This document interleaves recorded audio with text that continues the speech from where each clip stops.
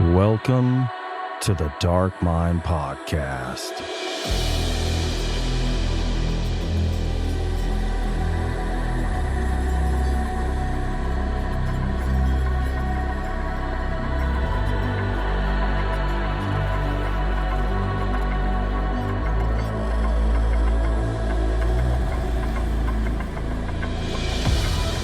Friends and familiars, thank you for tuning in to another episode of the Dark Mind Podcast, where we explore the boundless realm of dark literature and film.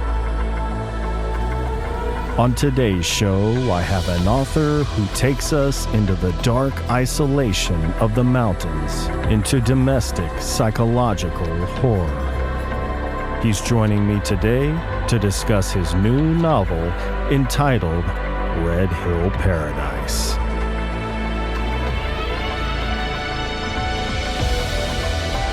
So without further ado, join me as we delve into the dark insight of Caleb Jones.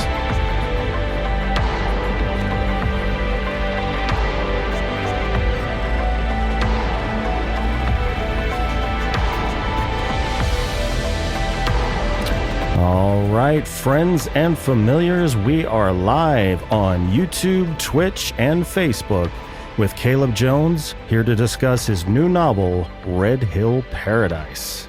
Caleb, welcome to the show. Thank you. Happy to be here. Thanks for having me on. Absolutely. Thank you for joining me on this 19th day of January 2025. I first discovered your work when you appeared on the show for your contribution to the Hospital of Haunts anthology. And having recently read your short fiction, I was eager to see what was going to come from a long-form version of your writing.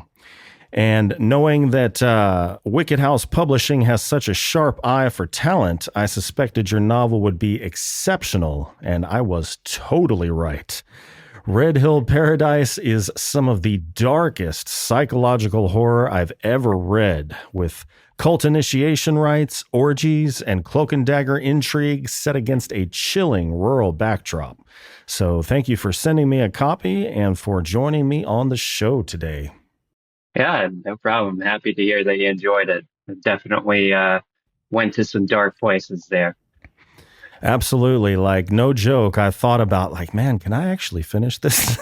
not due to the liking or disliking it. It was just so extreme. I was like, man, I need to either take a break or.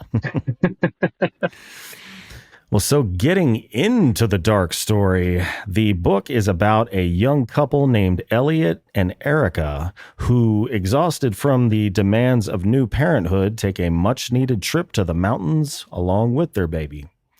They rent a cabin called Red Hill Paradise, which is an idyllic and isolated retreat. And at first, everything feels perfect. The cabin is charming, the woods are tranquil, and the sunsets are breathtaking.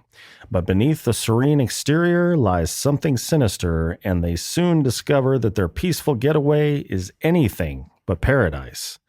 So, kind of a boilerplate question, what inspired you, blah-de-blah, but I guess more specifically, what inspired you to write Red Hill Paradise? Was it drawn from personal experiences, a specific event, or a fascination with isolated settings? Sure. So there's a couple things. First, and the easiest to address is, so my wife and I, we do very often take vacations to cabin rentals in the woods, like through Airbnb or Vrbo or what have you.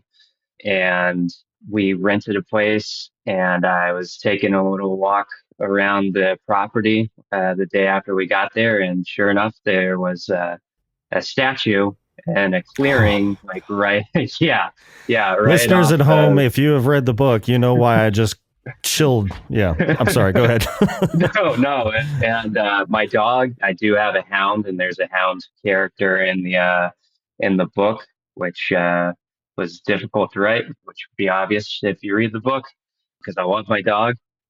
But my dog saw the statue too, and then like every night that we were there, Like it was a real effort to get him to chill out because he would just be standing at the window facing that statue and just baying and howling at it.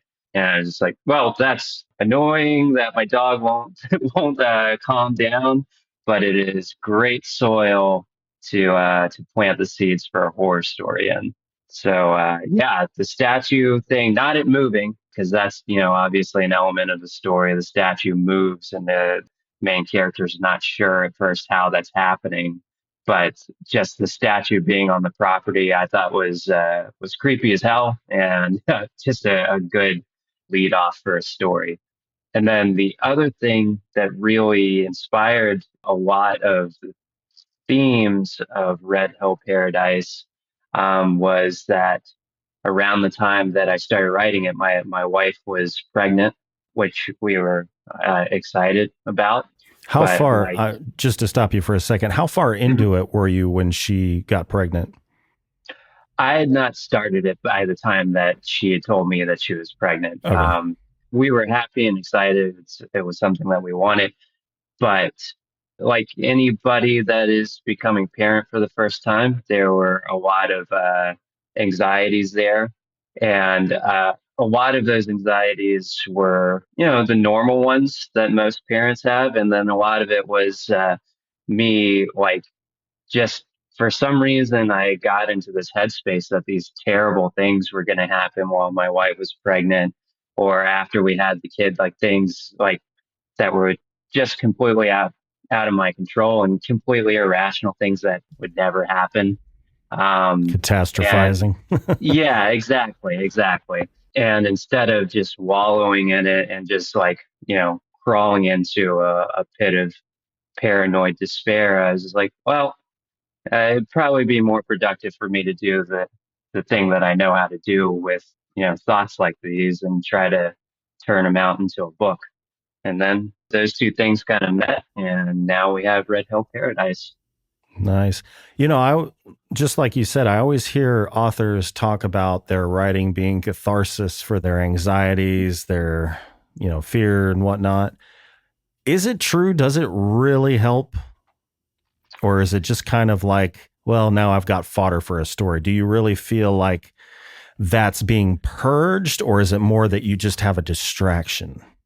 I think with having a kid, as much as I would like to, like in the moment, it was cathartic, like the actual writing, because the writing, yeah, like if you read the book, you'll realize like if I was actually thinking that any of these things would happen to me and my family, like I would be an insane person. Yeah. So, so that was pure escapism. It was a moment to like just be like, okay, this is the worst possible thing that could happen.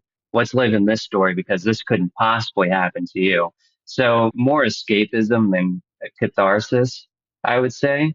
And then like with having a kid, like those fears, the more rational ones at least, they're pretty much going to be there until you are, doing the day to day nuts and bolts of being the person that keeps an infant alive, which is, it's still scary, but you figure it out after it happens. Gotcha. Yeah. Well, I mean, as you're just now talking about and have been relating the anxiety of parenthood with the catharsis of writing, it does play a significant role in the story. So how did you approach exploring the anxieties and responsibilities of new parents in a horror context? I mean, I think anybody that's read the book has a good idea of it, but for those that haven't. Um, yeah.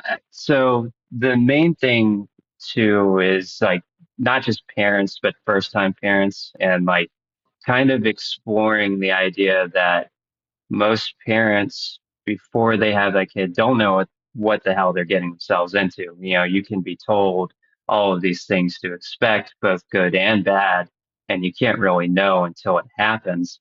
And I mean, you know, just like the characters in the book, that's what my wife and I were dealing with was like we were nervous because, there was going to be a whole human life that depended on us to stay alive. So, with that comes a lot of tension. I mean, it's just natural for the tension in the relationship to reveal itself in a lot of ways because, you're going to have to get on the same page if you're going to be, efficient and good parents. So I think a lot of the character dynamic that was going into Elliot and Erica was based more or less on some tension in my own life. My wife and I have a reasonably healthy relationship, so I don't mind saying for all of the streamers and whoever might listen to this pod later on, like that. Yeah, we have our issues like everybody else, and that was definitely feeding into how I was developing those characters. And then the horror stuff. I mean, the horror stuff really, like Vincent said, it's really really dark stuff. So I wanted to almost cast in a light like all these things that you're worried about in terms of becoming a parent, they're natural and they're things that you're going to feel. Now let's put it in just perspective of all these horrible, horrible things that are very unlikely to ever happen to anybody throughout the course of humanity. And it makes those parental fears maybe a little more palatable. Yeah. Yeah, talk about catastrophizing. Yeah, I really went to some places that maybe made me feel at least a little better about like, hey, I might not be the perfect father when this baby comes along, but at least none of these things are going to happen. Yeah. Man, the way I catastrophize, it surprises me that I don't believe something like that's going to happen. Well, it kind of made me think when you were talking about you and your wife's relationship, kind of made me think how they say you don't really know someone until you live with them. And then I was thinking, well, maybe you don't really know someone until you're in a traumatic situation with them. Yeah, for sure. And the characters in this story definitely. So I have to own up here and just own that like the husband and wife character in the book really are like more or less a one to one for better or worse of my wife and I. Like, I'm given to some more neurotic thoughts and behaviors. Obviously, I wrote this book because I was scared shitless of having a kid. Um, and then my wife is an incredibly strong person. And I think that really does come out in that character. And all of these things are for better or worse for the characters and really truly for better for my wife and I. We complement each other well, or at least she holds me up pretty well. I'm very, very lucky to have Courtney, Courtney, my wife, and my wife. She's a very special person. Shout out to Courtney. Yeah. Well, you kind of explained a little bit as far as your basis and inspiration for Elliot and Erica being you guys. Did you aim for readers to see themselves in their relationships and struggles as an element of the horror? Like to empathize and actually, because I kind of put myself in the position like me and my wife, like, oh, how would we handle a situation like this? Sure. I think that was definitely a goal. Something that I tried to do with that book that I just didn't see happening in a lot of like horror fiction that is like based around domestic situations, especially husband wife relationships. It always seemed like the husband and wife end up at odds with each other in those stories. Like they're never like fighting together. It's always something that's wedging them apart. And without spoiling much, like these characters, despite having the tensions that they have and the disagreements that they have, they really do try to work through this insane predicament together. And they're trying to be on the same page as much as they possibly can, despite some like very, very strong roadblocks, especially like just straight up character differences between the two of them that make it almost impossible for them to relate to the situation in the same way. They still strive to do that. So that was a big goal for me.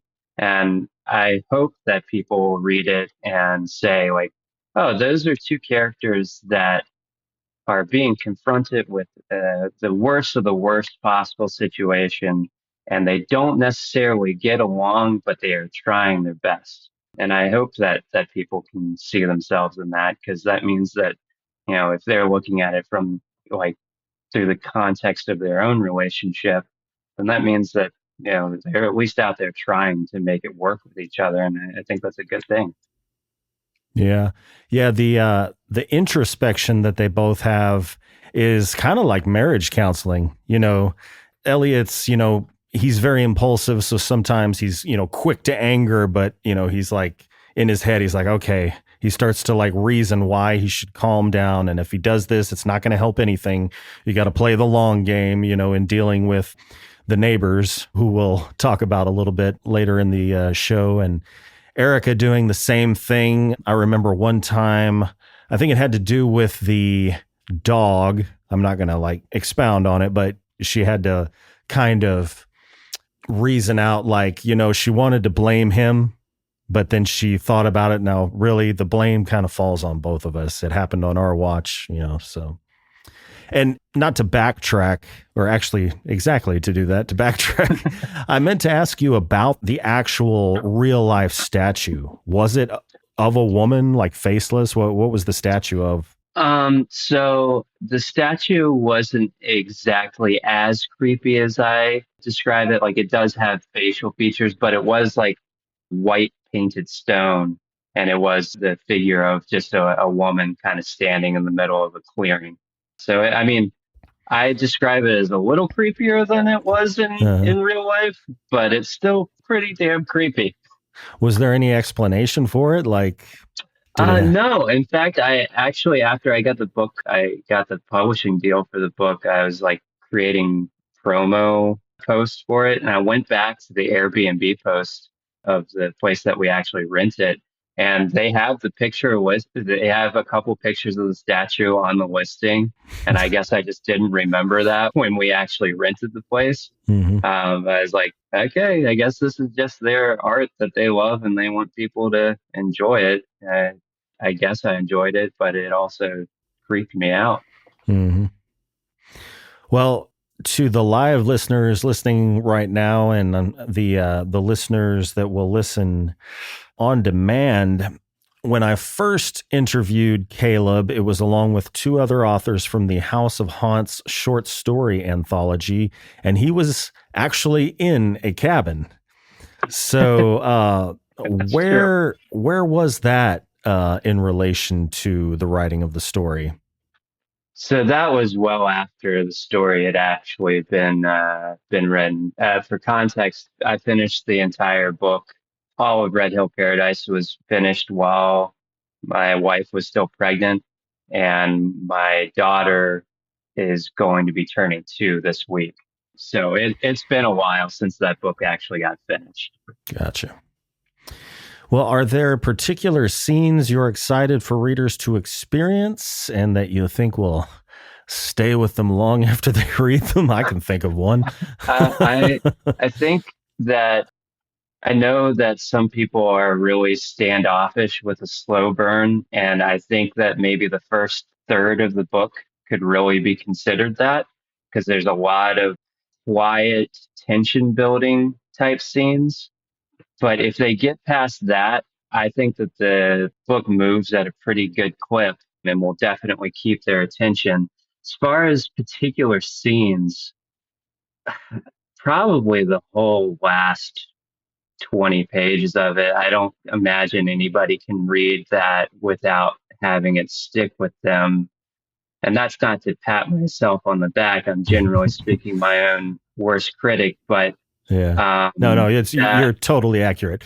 The end of that book is something that I can say with a pretty good degree of confidence. Is pretty unique and pretty horrifying. So if you get to the end, in fact, I think the literal very end of the book kind of has like a almost tipping into like a hint of cosmic to it, like the very, very last line or two. And I would love to hear some readers' feedback on what they think happens at the very end of the book. And I think that it will definitely stick with them. Yeah. Yeah, I kind of second what you were talking about as far as it being a slow burn, at least initially. Because when it started off, it started off very pleasant. And then as it progressed, there was some, little creepy things inserted here and there that were very off putting, but kind of reminded me of like very well constructed comfort horror. But Yeah, yeah, then for like sure. you said, as you get into it, I was like, holy shit, because I had no idea from, the all I'd read prior to this was one short story of yours. So, Right. and I mean, it was dark, but Yeah. I had no idea you had this shit in you. So, so yes, uh, listeners at home, don't get bogged. If you don't like a slow burn, don't get bogged down in that. Muscle through because yeah. the Yeah. payoff is brutal. Yeah, and I wanted to almost double down because I was pretty intentional with the pacing at the beginning because I wanted to give the idea of like how I feel when I go on those trips with my family, which is like, I'm always having a good time, but it is the woods and it is dark, and there always is kind of like I can't see the end of this driveway, and somebody very well could see me backlit by the house, like the lights from the house. Like that's always in the back of any horror writer's mind when they're when they're at a cabin in the woods. So I wanted to give that little like, oh, this is pleasant, but there's kind of an unease here. And then like use that for the first half of the book and then just be like, oh no, okay, this is a whole different brand of horror that we're talking about here. Yeah, it's kind of a catch 22. You want to get away, but then when you get there, the isolation is scary. So it's like alternating before, like, oh, this is nice. Holy shit, we're way out here by ourselves. Yeah, exactly. Exactly.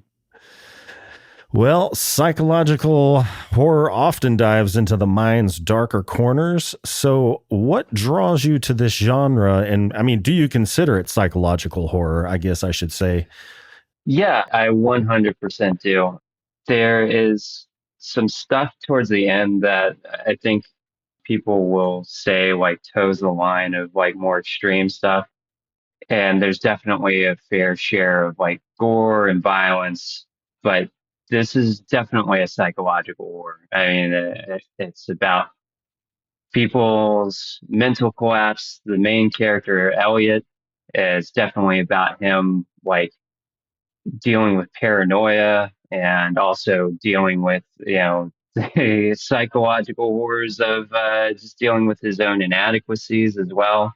So I think that that was the main thing that I was definitely going for. It was very cerebral, I guess. And as far as what draws me to it, I don't know. This is like one of the more difficult questions for authors to answer. I'm sure that you get a lot of these kind of bumbling answers when you ask this particular question, but I start with an idea. And if it's psychological, if it's just, pedal to the metal horror. I've written a little bit of all of it, but it all just starts with the idea. And because this particular book was so very personal to me, I think it was impossible for it not to be psychological because I was trying to write, but also hash out some issues that I was having at the time that I wrote it. And, so yeah, with this particular one, I think psychological was unavoidable. But I love it all. I Yeah. love every type of horror, and I've written a little bit of all of it, so it's all gravy to me. Yeah. I mean, it's just like what really pushed me and triggered me was like just this slow, methodical description of a systematically induced psychotic break. I mean, Yeah, like I almost like I hate to be as technical as say the words grounding technique, but when you read something that's really taken you down a really dark, deep psychological rabbit hole, sometimes you have to mhm. put the book down or whatever you're doing and just kind of grab a hold of something like, all right, I'm here. I think, therefore I am, I still have my sanity intact. I can continue. Yeah, yeah, absolutely. Yeah, I mean, and not to show my hand too much, but I was dealing with some of that in just my day-to-day life, so it just kind of reared its head in my writing at the time. happy to say I feel like I'm doing a Yeah. lot better than when I wrote that book. Well, I mean, kudos to you on really integrating with your shadow side, or your shadow self, I should say. Like, Yeah, yeah, don't force that down. Bad things will happen. Let that shit out. absolutely, absolutely. Well, is this, I guess, without giving too much away, are there any connections between Red Hill Paradise and future works? Is this a standalone? So not necessarily future works. That remains to be seen. I always leave open the possibility that a universe or a story snakes its way back into, or perhaps worms its way back into something that I work on in the future. That said, there is an anthology called Wicked Universe that is an anthology of a bunch of Wicked House authors in which we each contributed a story that was linked to our Wicked House publication. So my story in that anthology is actually about Silas, the old Oh, man. yeah, yeah, yeah. It's his war story from Vietnam. Yes. Um, and yeah, but definitely go check out that anthology too, because there's some great stories there and some just spectacular lights out authors that everybody that listens to this podcast definitely knows and loves. Yeah, Silas's war story was definitely the penultimate part of the book that really was just like, holy shit. Like I don't know if I can finish this book. Yeah. But Yeah. obviously I did. But and don't let Right. that potential readers out there, don't shy away from that. That's just me being a bit of a wimp. So There was a lot of it that was difficult to write, man. I'm a squeamish guy, and a lot of it is like, oh, do I feel okay writing that? They made this incision, and gunk came out of him, or there's some pretty gross stuff, and that part of the book, that backstory, is pretty gnarly. yeah. Well, I guess if one or two scenes, or I don't know how many collectively would be in that book of extreme violence makes you squeamish, I guess you probably wouldn't like to write splatterpunk. But if you could, if you were so inclined, I think you have it in you. Oh yeah, I think I could. I've written a couple of scenes in other novels and novellas that definitely. I've always towed the line in most of my work, but I can write about it. But if you like try to sit me down and watch one of the Saw movies, I'll be doing a lot of this. Gotcha.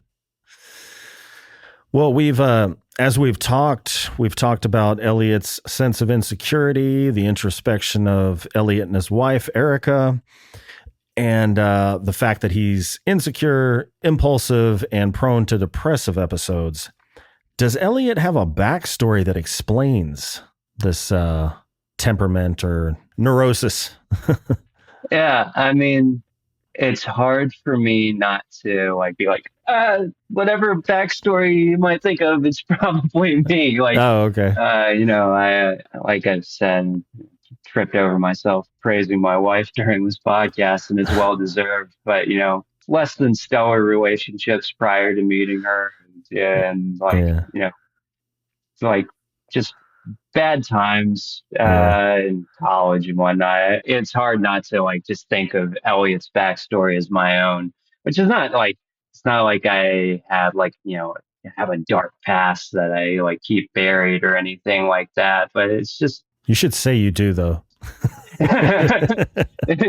it's just normal run of the mill stuff that adds up over time, and for anybody that lets that stuff chip away at them, and just like it takes its toll. And if Elliot has a backstory, it's probably something as simple as that, just not keeping his mental health in check and paying the price.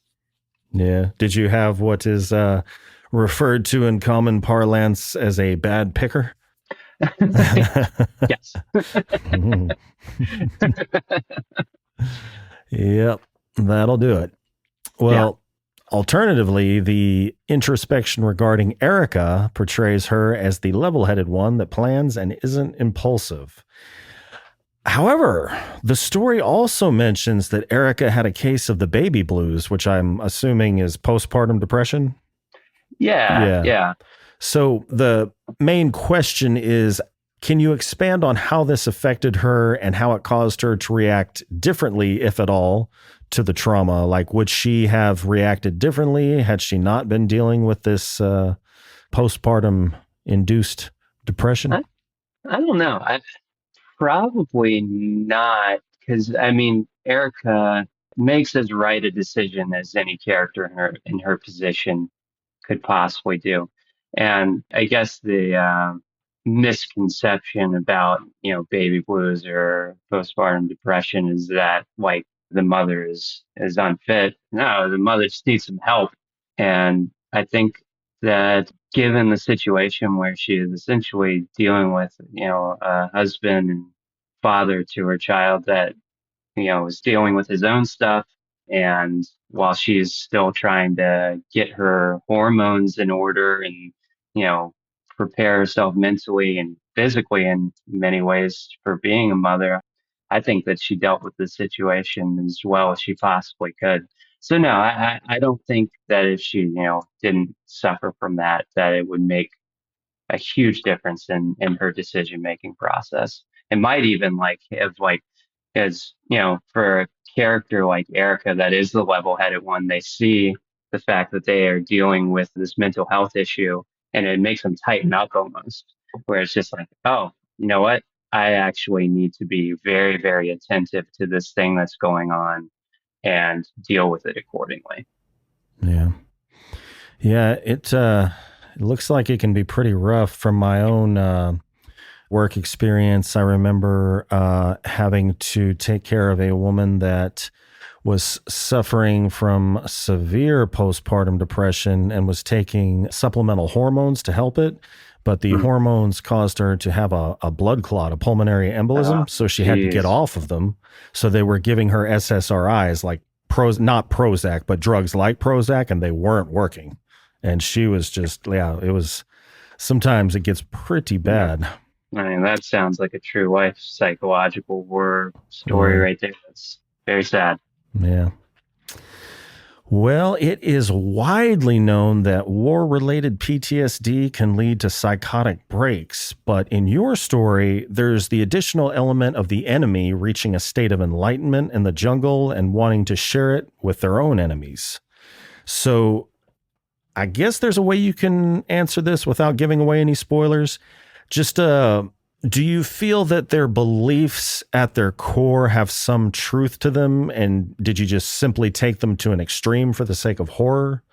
Like, could you reduce the beliefs, like reductively reduce it down to like the core and just speak on whether you feel Yeah, like, I guess like at its very, very core, it's almost like transcendentalism taken to like uh, this insane extreme. yeah, Which, I see value in that mindset and that philosophy, not to the point where I would do horrible things in yeah, its name, but yeah, it's almost like a circle of life type mindset or philosophy as well, which is, undeniable. At the end of the day, we all live and die, and that's an absolute truth. And I think that factors into what this cult kind of buys into and starts implementing amongst their ranks and amongst their enemies. But then at the same time, I was also like, there's definitely some like comparisons to be made to like the captain from Apocalypse Now, like just isolated off, cut off in the jungle and absolutely losing his damn mind. That was definitely more of what I was going for. But to your initial question, yeah, I mean, I guess there is some value at the very, very, very, very core of their beliefs, the tiniest little seed of it. Everything that expands out from there is no, it's horrible. I'm just trying to get you to admit you're in a cult. That's all.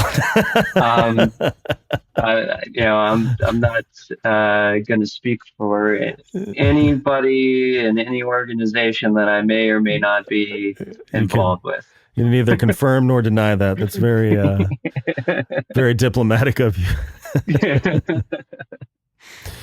Well, what themes were you wanting to explore in this novel? Like, if you had to kind of condense it down to a few themes, like anxiety and travails of parenthood, or new parenthood specifically, would be one of them, I Sure. suppose. 100%. And while the PTSD part like becomes a catalyst for like a complete mind shift and perspective shift for the people that experience it, that's definitely like something that I wanted to touch on a little bit, but mostly, I'm not a battle tested veteran, so I can't speak to PTSD on a firsthand basis. So the one that I was really trying to touch on was like the stress and anxiety of parenthood, even parenthood that I had not experienced myself. I just really wanted to dive into that and kind of explore that theme pretty extensively. And also just the dynamic of romantic relationships that are going through tense times. Obviously, the tense times that are happening in Red Hill Paradise are pumped up to insane levels, but I still wanted to kind of be like, hey, couples go through very, very hard times together, and they can be stronger by the end of it, or they can like completely destroy them. Yeah. Well, speaking of issues that can insert themselves in any relationship, but definitely the relationship between a man and a woman, there is a man that lives close to the rental cabin that is an artist, a sculptor specifically, who not only projects a sense of danger, but also serves as a foil for Elliot's insecurity due to his flirting with his wife, Erica. And the way you describe him, it's almost like he's one of those guys on the cover of a romance novel, like he's always Yeah. shirtless. And Yeah. he's a skull. He's like one of those sculptors that lives in one of those big warehouses or something. Obviously not in this story, but that's just kind of the archetype that Yeah. came to my mind when you described him. Absolutely. He's the creator of a very disturbing statue that sits in a small clearing pretty much right on the property of the rental cabin, right? Right. Yeah. So what drew you to use art as a medium to instill fear? So obviously it's a cult that the main characters are trying to figure out how to come to terms with and deal with and possibly avoid. And I felt like it was very important to express how iconography is used by religious organizations as just something to point to. Yeah, this was one of the more complex things that I was trying to explore with this book. And I think I ended up using a Kurt Vonnegut line to help me out at some point, Nice. where the character says that nobody's ever been hurt by a symbol. And this character is not fully bought into the cult necessarily, but he is more than happy to be sponsored essentially so that he can continue creating his art. That character is maybe the true scumbag of scumbags in this book, because I wanted to be like, oh yeah, he doesn't just look at the main characters with disdain. He also looks at the antagonist of the book with disdain as well. He's almost like his own free agent within the story and a true source of chaos within the middle of the book. And as far as like his work is concerned, I just wanted to say something about the use of iconography within religious structures, I guess. That's a really convoluted, roundabout way to say a very short answer. But I'm much better at writing these things into the story than I am trying to explain it. I hope that it comes out clear in the story, at least.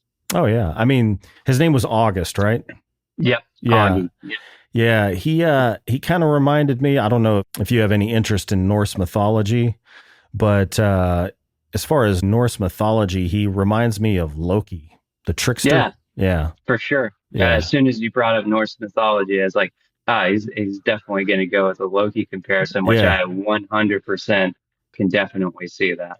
Yeah, because I mean, he didn't really have an allegiance to anybody. He just kind of I don't remember what did Loki was he an artist of any type? He was just Not in any he was just a iteration. That, rapscallion, yeah, he's just in it for his own whatever he can get. which Uh, basically August is he yeah, just in addition to art, I suppose. yeah, Yeah. yeah. He's essentially using the cult as a means to support his artist lifestyle. I'm actually pretty proud of that character. Go back to like scenes that I'm excited for people to read. I think the dialogue that I wrote for him, especially dialogues between him and Erica, are pretty solid. Yeah. The ultimate opportunist. Yes, yes, Yeah. absolutely. Well, you mentioned Silas already. The two people who own the property that the rental cabin sits on is an older couple named Silas and Theodora. And if I remember correctly, they pretty much own all of the land out there. Correct? Yeah. So they seem friendly at first, but their behavior starts to get punctuated by moments of aggression. And one of the most unnerving things they do is subtly push boundaries, which I think is a great element of horror because it's as if the social contract compels someone to tolerate being violated or victimized, even at the expense of their loved ones. So, why do you think, Elliot was neurotic and impulsive, but Erica, she was pretty solid. Why did they both struggle with setting boundaries, especially when it came to like Theodore and the baby? Yeah, that was actually when you brought that up. The scene that came to mind is Theodora and Erica are alone at Theo's cabin with the baby, and something happens there that's not necessarily on its surface nefarious, Mm-hmm. but it's very, very off-putting what Yes. happens.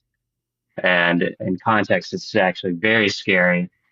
And I'm thinking about the pressures, especially characters like Erica feel to uphold a sense of balance and a sense of decorum with strangers. I feel like strangers are the hardest to set boundaries with to a degree because you're still currently, like, if you just met somebody, you're still currently even making a judgment on like whether or not you trust them. And early on, those characters seem very trustworthy to the point where Erica is a little more willing to let some kind of boundaries that she would otherwise have set up be a little looser and then really ends up getting into some uncomfortable positions because of that. Have you seen that film, Speak No Evil? Yeah, that is a precise example of what I'm talking about. I haven't seen the American remake, but Oh, no, no, no, no. is it Just, I'm talking about the real one. was it Yeah. Swedish No, or Danish. Danish? Okay, Christian Taftrup. He's from Denmark. yeah, that is an exact example of what I'm talking about. There's this pressure to uphold these social norms, Oh, is this the and new one? James I think McAvoy? that's the new one. Yeah, James McAvoy. Ah, okay. Yeah, I really wish this film got more accolades than it did. I had the guy that wrote and directed it, Christian Taftrup. He's been on the show.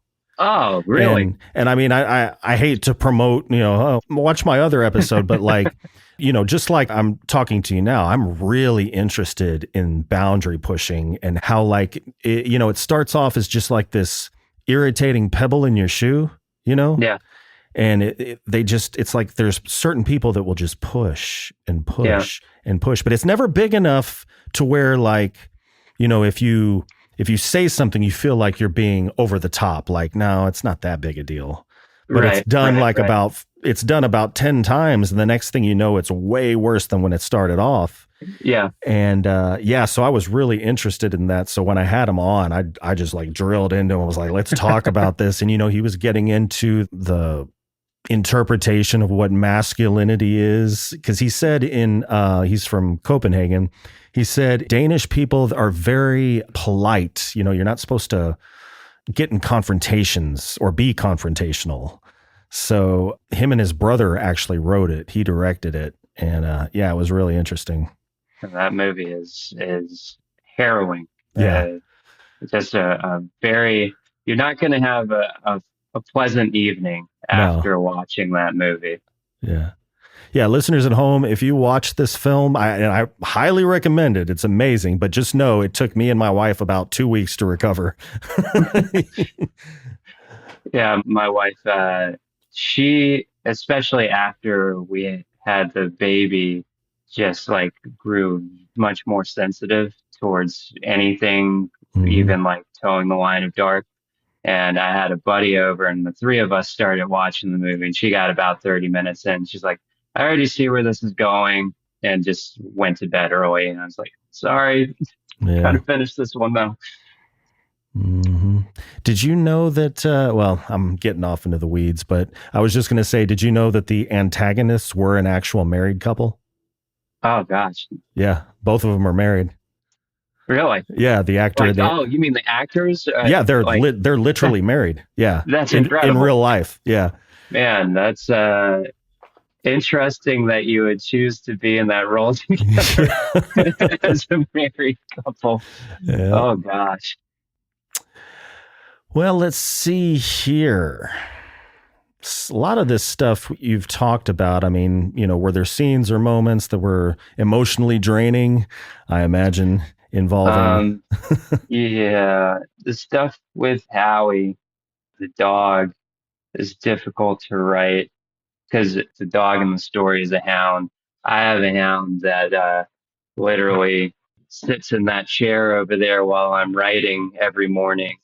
So writing a few of the scenes where, not to give away too much, but like he goes lost and like bad things happen. Writing those scenes was difficult. Writing anything to, you know what, I'll just be honest, like top to bottom, there was a lot of difficult stuff to write with this book because it was so inspired by just like my own mental health issues at the time and some struggles that I was having. And I was just like, I'm just going to write about my own life and then like write about this absurd thing happening that's not actually happening, but feels like it could. So yeah, I mean, there was a lot that was pretty difficult to write. The stuff with Howie though stands out. The stuff with the baby would have been difficult, I think, if our child had been born by the time that I was writing it. And in retrospect, I actually haven't gone back and read this book since my daughter was born, but I'm sure that I would find it intensely difficult to read some of the stuff that happens with the kid. But yeah, I mean, a lot of it was pretty pretty difficult to write. Yeah. Well, have readers interpreted aspects of your story in ways that you didn't anticipate? No, I think people are pretty much getting what I was going for. The reviews are still like slow incoming. I got The a one bad review that I've had, 4.4. I'm sorry, I didn't mean to interrupt you. 4.4 out of 34 reviews. yeah, Yep. yeah. The one bad review that I've had on Goodreads, there was a 2-star review, and not to knock this guy, you know, Oh, let's I knock him. don't take I don't take bad criticism terribly. Like my books are just not going to be everybody's cup of tea sometimes, and that's true for every author. Um, but this I'm particular going to bad display the page right now. We can all look at who it. No, I'm not going to do that. please don't dox this man. I'm being good natured about it. Yeah. He said that it was too gruesome for the payoff, and the thing that really like gave me a chuckle was like none of these characters seem like realistic people that you would meet in your life. And I was just kind of like, that was the least personal I've ever taken a bad review because I know that those characters are more or less one to one comparisons of my wife and myself. my dog. And I mean, the villains were not actual people that I know, but I think I did pretty well developing those characters. So I just kind of like, I That's just, odd. yeah, I just Like, kind of had a chuckle at it.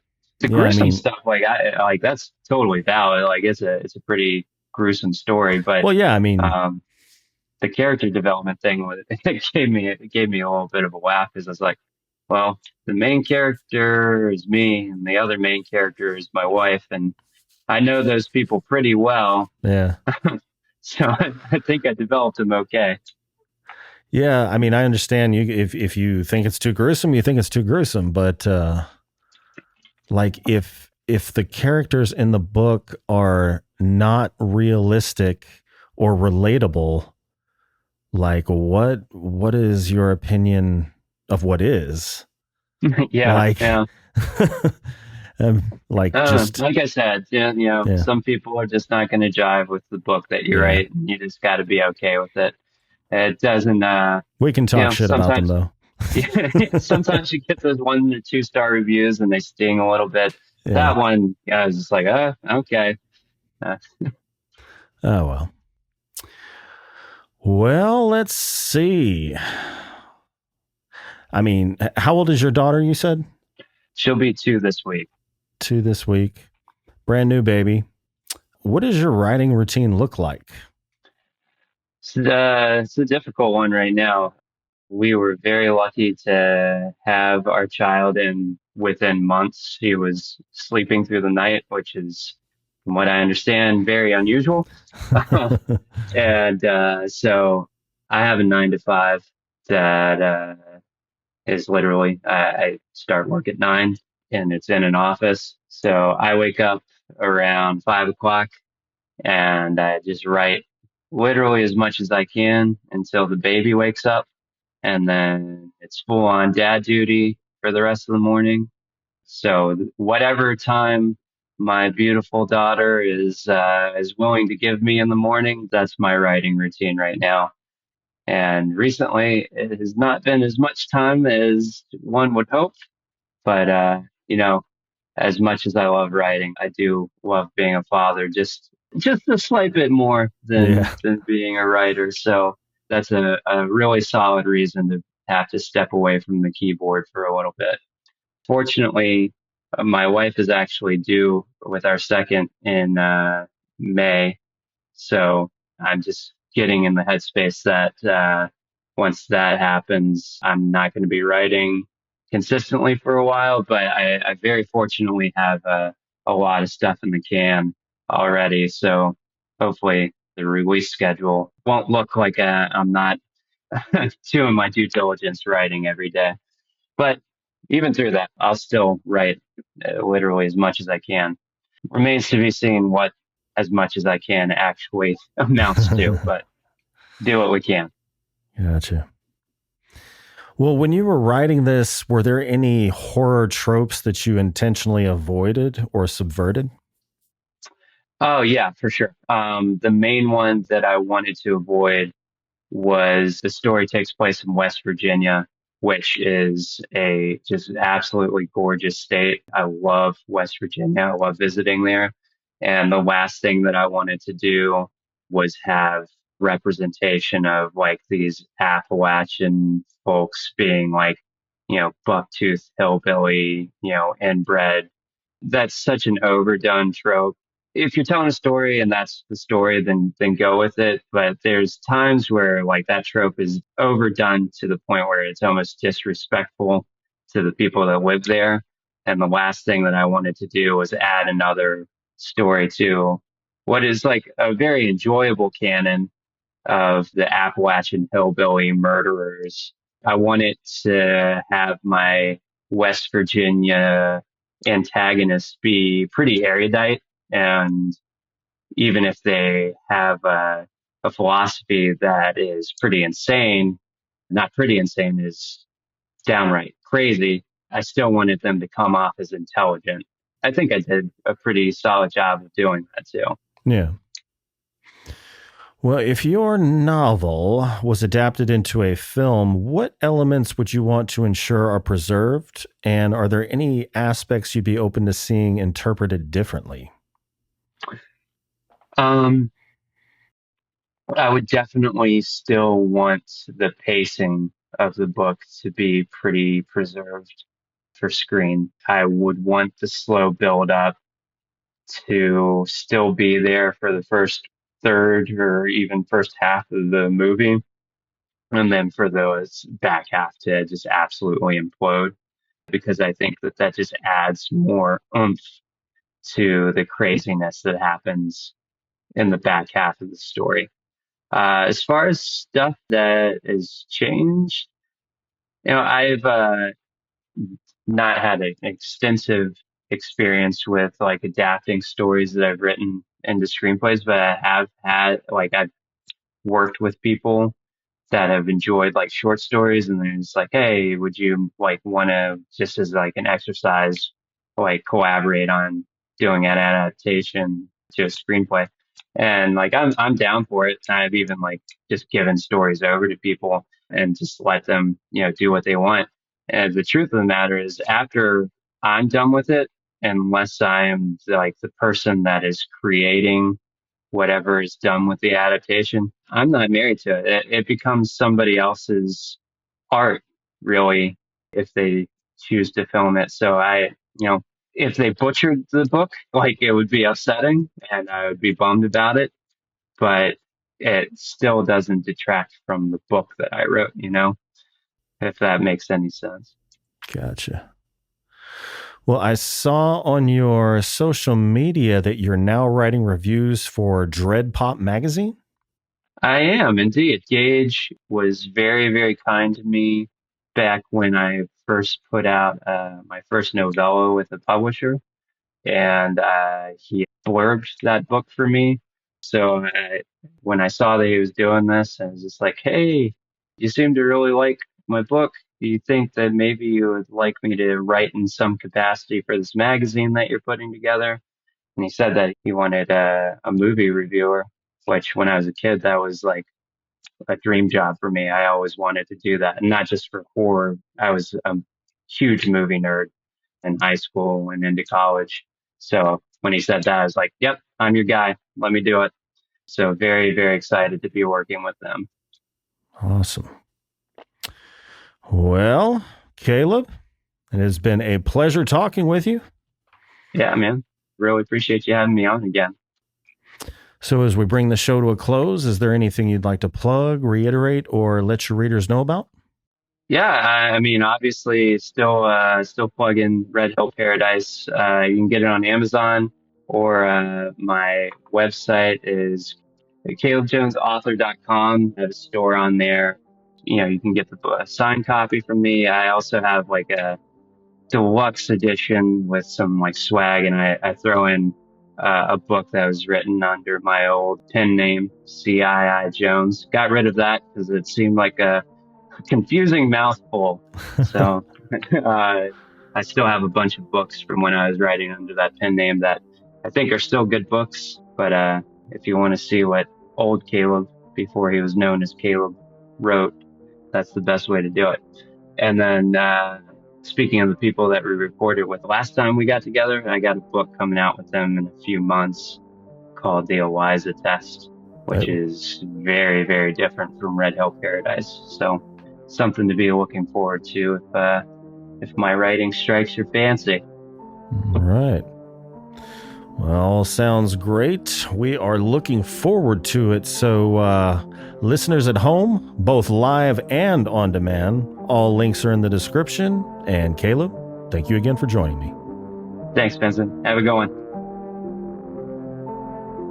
And thank you to everyone who tuned in. If you enjoyed today's episode, please be sure to like, share, and subscribe to my YouTube channel so that you can watch the episodes live.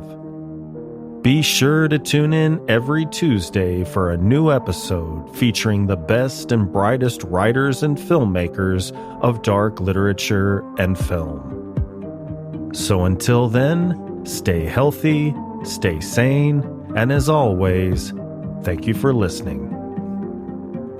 See you next time.